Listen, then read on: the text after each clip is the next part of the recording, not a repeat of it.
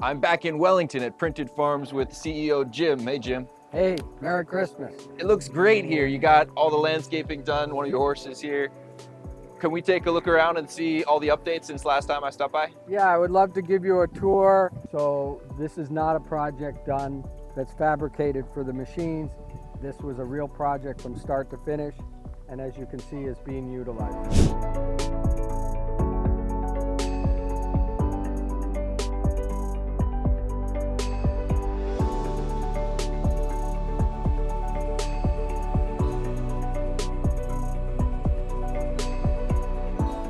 All right, so let's walk this way and we'll go through. All right, do what you got to do. Okay. So these are Olympic show horses? These are horses at different levels. My son Nico has a horse that's winning in the lower Grand Prix. I Nice. don't think it'll be ready for 2024, but he might be ready for the next one. It's very difficult to have your horse get ready at the same time they set a date. So there's a lot of moving parts. But And this is their Olympic training ground. Yeah, and he won a Nations Cup earlier this year in July in Denmark, ironically. So all of the walls are printed, except your walls are painted over in white. You have the printed patio columns over here that are... Well, these are Not stucco. covered. The owner wanted the smooth finish, so we'll show you as we walk around unfinished or unstuccoed Okay. walls. But right now, with printed patio, yes, this is just a coat of paint. This is the actual print, and the fun thing with this is where we went from the square to the round at the top. It was something that you could do 3D that you couldn't really do unless you really did a big mold and everything at a great cost. This is nominal for 3D printing. Obviously, all the electrical and switches are in the wall. All the plumbing, where we're standing now, is where they wash the horses, and what we took is a washer dryer thing. One of the problems with 3D printing at this stage is they don't make in-wall units like they do for other construction. So we have to adapt. So that's you use for a washer and dryer, but we adapt it for washing the horses. Looks like something that could easily be printed with plastic and then placed. Yeah, when you get to mass production and you're doing a large volume of 3D printing, there'll be people who do molds and do that. It's more cost effective. I'll send you the article. I'll have to do a little research. So here, of course, is where the horses are. Big windows. Florida normally is quite warm, so you need a lot of good airflow. You can feel the breeze. You can see it on the blanket. And horses need a lot of fresh air. So this barn is designed more for the horses, of course, than the people. And you put a blanket on them. They're big animals. They're quite warm and toasty because we don't get very cold here in Florida. So again, you know, we come out of where the horses are and we come to Really massive ceilings here. yeah, again, you need high ceilings, air. These are big animals. So this is all designed for them. You could have lower ceilings, but this is what we want. Another feature you mentioned in one of our other tours is the building is mirrored, so everything's copied one side to Correct. the other. So we're going to walk through two halves. One will show you how they utilize it, and hopefully we can show you what we left for them. So here's the feed room as we left it. And this is where they keep their feed in that, and then we'll go to the actual feed room. And it gives you an idea what we did. We haven't to get up in the attic if you have any problems. We left this open just to show people how we put the boxes. This is not normal in a finished building, so we wanted to show how we do the conduit and the boxes. And this is the exact same thing. So there's some stuff left here. And then the other fun thing is, this is how we do the doors. We set the doors in the middle. We fold either plaster or stucco in. This is, of course, where we had our lintel. We print the form for the lintel, do the lintel ourselves. We don't precast. But the cool thing is, with all 3D buildings, you have a wider swing to your doors than you would have in a normal build. Everybody asks, oh, do you have to have rounded corners in your finished building? Well, here we showed everybody that you don't. Here's a square corner. I prefer the rounded interior corners. I don't like the dirt in the corners. but this client, we went with the square. This is where they brush the horses, and right now they have, you know, this is what we call the grooming area. This we 3D printed also, the shape and everything. And of course, finished it with the stucco to match the walls. Here we have what we call the tack room. We'll see a tack room that's utilized. This tack room, you know, where they keep the saddles and bridles. And it's the same with the windows. The windows are centered instead of stuck more towards the front. It helps keep windows cleaner by accident. And again, we fold the stucco in this case, or it could be plaster. There should be a sill here. The client hasn't finished this yet. And then you can see the architectural feature you get when we roll in our window openings to our lintel. And I love the features, the rounded to the flat to the square. And you can see it in all the windows and doors. It feels much more like an upscale commercial building or office rather than a barn. Well, these are called luxury horse barns. These are $1 million horses. It is upscale. This is, you know, and here you see the dinette. I mean, you wouldn't know if it's not high-end finish because it is a barn. But again, everything's inside, and the walls as you would do a conventional building. And the good thing is you don't have to put headers or bucks inside your walls for your cabinets because our walls are so strong, we just tack on them. Maybe from a residential perspective, that wouldn't be high-end, but from a commercial property perspective, I think that's pretty nice. Yeah, this is a key. I mean, it's used residential, and you would say your middle range houses. Yeah. If you had a high-end house, you would have Miele, you know, appliances and custom, you know, that's just... Especially around here in Wellington, people go crazy. Yeah, and in Miami, we have a project on a roundhouse, if it comes to fruition. Cool. And they are going to custom make the furniture in Colombia. And yeah, that's going to be quite a project towards the end of 2024. We're going to do some eco-friendly houses also in 2024 that, you know, with solar and everything. One of the great features of our houses is the R factor of the walls. Even without insulation, these walls are about an R12 to 15, and block is only about an R5 without insulation. Yeah, let's finish here and then we'll come in. So here's the laundry room. I'm going to show you empty and then you can see how we do. So the laundry room, this is where the washer dryer goes. Again, we have everything sitting here ready to go in. We haven't put the hole for the dryer vent because they haven't put this in yet. This will come in later, but gives you a feel for where we are. Upstairs is the AC unit, again an access panel. Standard building practices integrated with 3D CP. And we feel very good about our results. And now the last but least, and then we can go through how they really use it, we have toilets. Everybody needs toilets. And it's again the same, whether this was a house or a barn, you know, same features. Stool was set up by the plumber. We integrated the vents and everything you need for venting the vanity and the stool up through the walls as we were building. You might have seen that on some of the previous films. The doorways, again, folded in, all the same. So the building system works, whether it's for a house, a commercial, or a residential. This is a commercial barn, basically. Will you do other projects where you move the printer 5 times or many times? Yeah, we're going to do multiple moves because there's no printer big enough for larger projects. We have projects up to 10,000, 15,000 square feet that people are talking. Wow. But what we would like to do is utilize some different systems for the prefabbing. The more you prefab, the more you raise your cost. Whether you do it on-site or off-site, it raises your cost. Labor and everything else. So Printed Farms is trying to minimize the prefab. You have to do that often in the porches. Like here, this section here, We had to print it on the ground. Obviously, printed patio did that section. For the columns are prefab. So on some of the bigger projects, we've even projected to get a robot arm printing inside a tent while we're developing the shells, and that should help with the cost and everything else.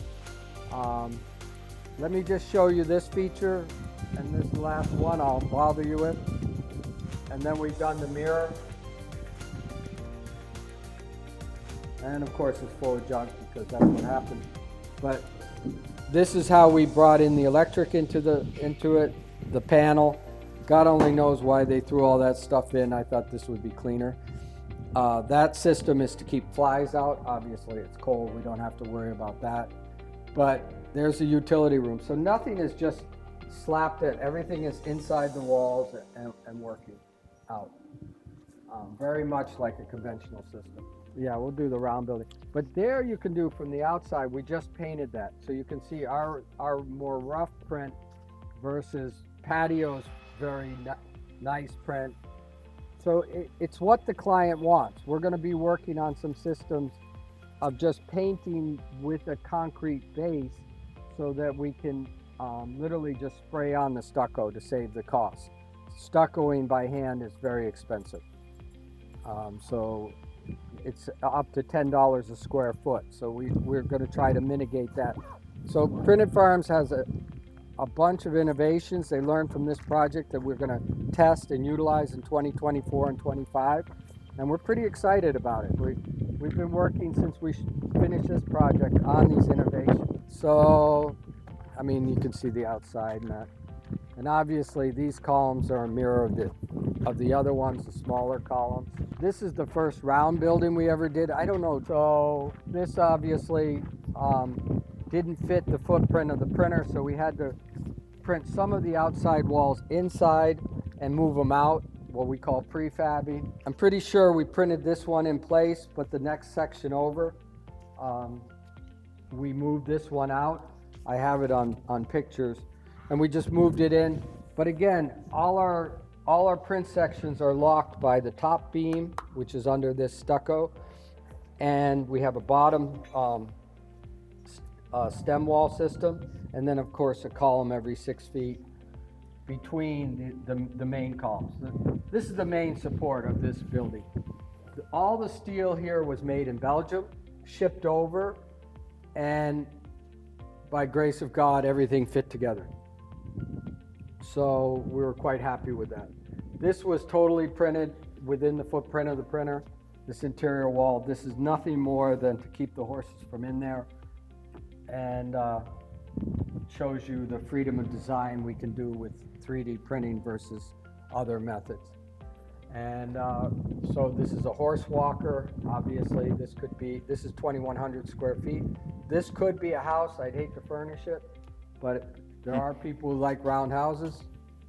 We can do it. The custom furniture in Colombia, did you say, is that handmade or is it printed? How no, are they? Astro Station, which is an architectural firm in Miami, is working with us to print a house they designed. They're very avant-garde. They have about 4 or 5 projects in Miami. And Maria, who's part of it, is David and Maria. She designs the furniture, because if you're around house, try to find a round couch or around this and that. But they're actually designing the furniture to fit this project. So it should be an exciting project. We probably won't be building that till the end of 2024 because of the permitting process, and Miami's pretty rigorous, but hopefully that works. So just one of the many things. Wow, they got stuff everywhere. It's good storage space. Yeah, well, that's what it is, exactly. So obviously storage, there's a lot of junk, and they can put a tractor in here. And they've hung the motor from the ceiling. So this is a lot of force on these columns, plus the wind lift you would have in a hurricane. So this is a very well-engineered building. Yeah, we're happy with it. It looks kind of simple, but there's a lot more to it than you think, because you have 100+ mile-an-hour winds. It gets under here. You want to make sure you're bolted down. Yeah, cool. Should we see some of the occupied rooms? Yep, we'll go that way. And of course we have the paddocks and the ring. And, it's a good facility for getting everything done. Here's your wash stalls that I mentioned, where they wash the horses. Here's where this first room we went in, the little room, this is their storage room. And obviously they have tools and everything. It's a farm, and they got to make everything work and keep stuff in there. This is the feed room, how they look when they're occupied. And you can see there's a sink in the corner where they mix feed. This is all the horse feed, hay, bedding for the horses. Yeah, quite the thing. And of course, this is where they're brushing the horses and getting them ready to ride or taking the tack off. And then this is a tack room.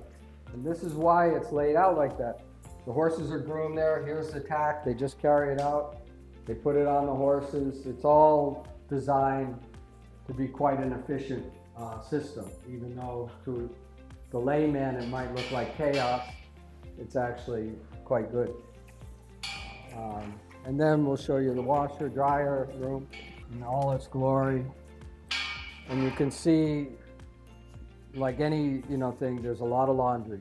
Blankets, saddle pads for under the saddles, wraps for the legs, and this thing goes 24/7.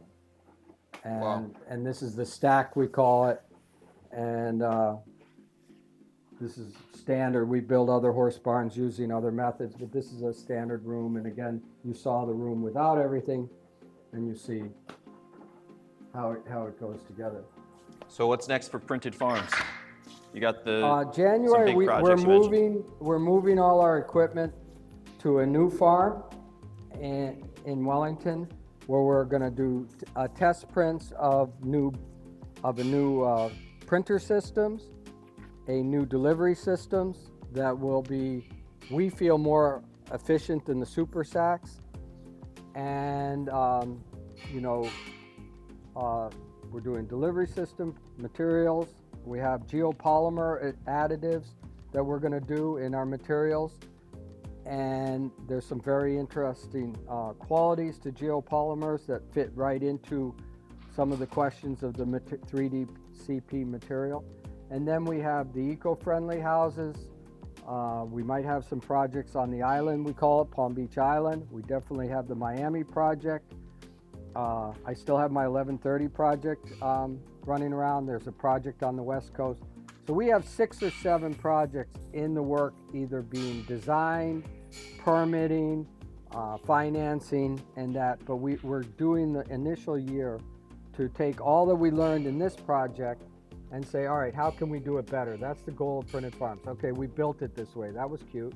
Now we're ready. All right, how can we do it faster? How can we do it better? How can it be more cost effective? And so it's looking exciting. It's going to be fun. Yeah, it's good. You got a lot of real permitted construction projects, not just little research experiments. No, and none of it is. Printed Farms goals is unlike every other print guys. We reverse engineer. We don't wait and sit in a lab and think it works in a lab, because we found in the lab it works, but it doesn't work in reality. We do reality and then reverse it, because we're far enough in the project, like this building proves, that we don't have to sit there and say, oh, can we build? Of course we can build, but can we build faster? Can it be more efficient? Can the building integrated moduling systems that we're working with foresee all the problems that happen on a build and stop us before they happen, that we have to go backwards? That's a huge cost factor in building. You make a mistake, you got to go back. Whereas if your software stops you, but you can't have software without real data, and unfortunately, we're making that real data, because the data is not out there. And it's just huge. It's just trying to have enough time in the day to do all the research, get everything done by what we've always done. And you've seen us from the very beginning. We printed the shed. We didn't print a prototype, we printed the shed. And yeah, it worked. And I must admit, we were lucky. We learned a lot from that. Then we printed the house. That was a no-brainer. This required a lot of innovation and work that hadn't been done because it is the world's largest and moving the machine all the time and that. So now we understand, okay, this costs this because it takes 2 days to set up our machine. You know, I can't quote out less than 2 days. We've never done it in less than 2 days. As when you averaged all the moves and all the times in this area, it averages 2 days. Sometimes a tiny bit less, sometimes a tiny bit more, but that's what goes on your cost sheet. So all these factors, you know, how you interact your shutter systems, how you interact your electrical systems in the walls. This worked out very well for us. My electrician was super pleased.